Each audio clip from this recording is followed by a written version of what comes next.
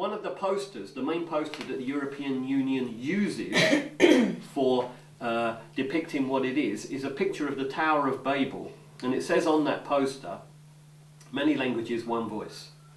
In other words, it is recognized and it is known by those at the leadership level of the European Union, those in the founding of it, those behind the scenes that we will never see or hear about. It is known by them that the foundation of the European Union is supposed to be a replica of the Tower of Babel. Now we know the Tower of Babel was an effort by mankind to live without God and to build his own life in their own unified way, but totally with God out of the picture. And the Tower of Babel was destroyed by God, and he said there will only ever be one unity that he will allow, and that is the unity which comes when Christ rules and reigns in his millennial reign after his return. That is the oneness that he will allow. He will not allow a oneness, a one world government to occur, which is what the Tower of Babel initially was, and what is now in plan, behind the scenes, a satanic plan I might add. He will not allow that to happen again. And so I don't believe that it is the will of God to allow this, and he will ultimately destroy it as he did the Tower of Babel. But that is the plan and the agenda behind the scenes, is to make a copy of the Tower of Babel. And if you look at the European Parliament building in Strasbourg, it is actually designed upon and built upon that very same design. You can see the pictures quite clearly if you go online, type in the Tower of Babel. You can see the picture of what it looked like, the depictions in paintings of what they believe the Tower of Babel was, and then the replica built by the European Union.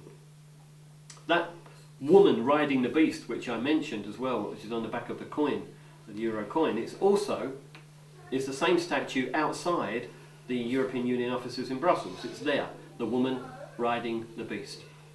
And the woman riding the beast, you can actually see in the book of Revelation, is mentioned as well.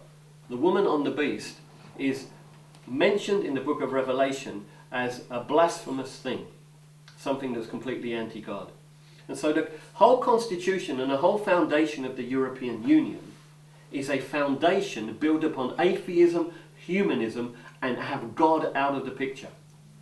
Whereas the foundation of our own parliament, though it may not be upheld, and though we may have moved away from it, nevertheless, our own parliament starts each day with prayer, and it's written on scriptures in the parliament building, and indeed on the floor of parliament as well. There are scriptures telling how God is the source and the creator, and how it glorifies God through having that democratic parliamentary system. Our parliament was based upon God. Our queen, our monarch, when she swore at her coronation, she agreed to uphold the constitution and the Protestant values of our nation. That was what she swore into, and to defend the faith. Now that's not always occurred, but that is the foundation of what we should be, what we officially were built upon. If you look back in history, every visitor that came to the UK, Queen Victoria, when she was on the throne, every visiting person that came as a statesperson from overseas to visit the monarch or to visit the parliament, she actually gave them a Bible as a gift. Everyone, without fail, received the Bible. It was our heritage. It's what we are as a nation.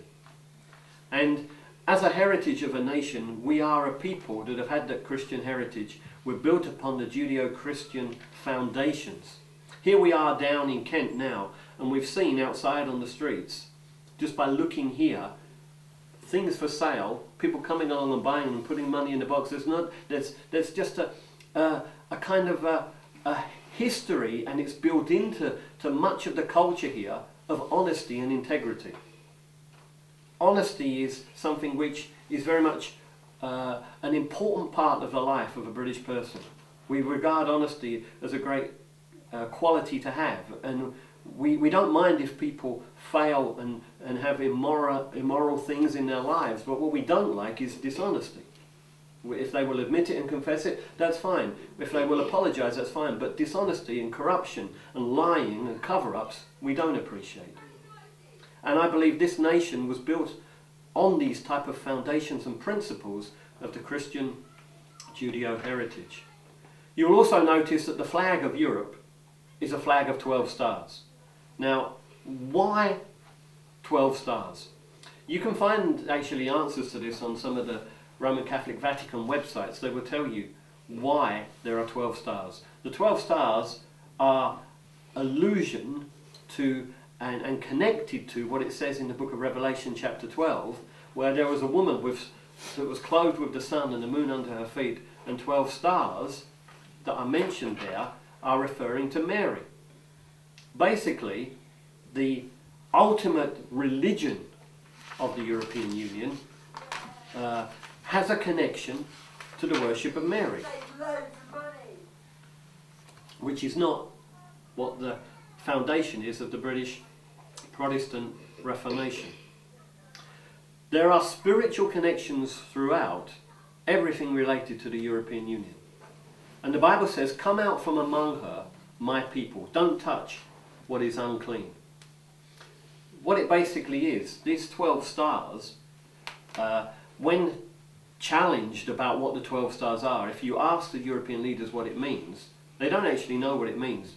And some people used to think in the beginning it's because there were 12 member states of the European Union. Well, what about when there were only 4, 5, 6, 7, 8 and 9 states? What about when there were 13, 14, 15? It can't be because there were 12 member states. In fact, I think there's about 27 member states now at the moment. And we don't have 27 stars. The 12 stars have a spiritual meaning. 12 is the number, biblically, of government and dominion. And the European Union has been established to have government and dominion over the people of Europe. Not our own parliament, not making our own decisions, but the European Union to have governance and dominion over us. Do we want that? Do we want something humanistic and atheistic, something of pagan origin, something of Mary worship to rule over us, or do we want to be free from that and have our own independent parliament where we make our own laws, where we have our own high court? It may well be that some of the things that the European Union has brought to our nation we may decide to keep. It may be that we reject them, but we want to have the decisions to be able to make them ourselves, and to unelect and throw away members of parliament who refuse or do not do the job that we voted them to do. If we're not happy with them, we can vote them out and remove them. You can't vote out the European Union leaders who don't even know who they are. And there was no election for them either. Not from us, the people.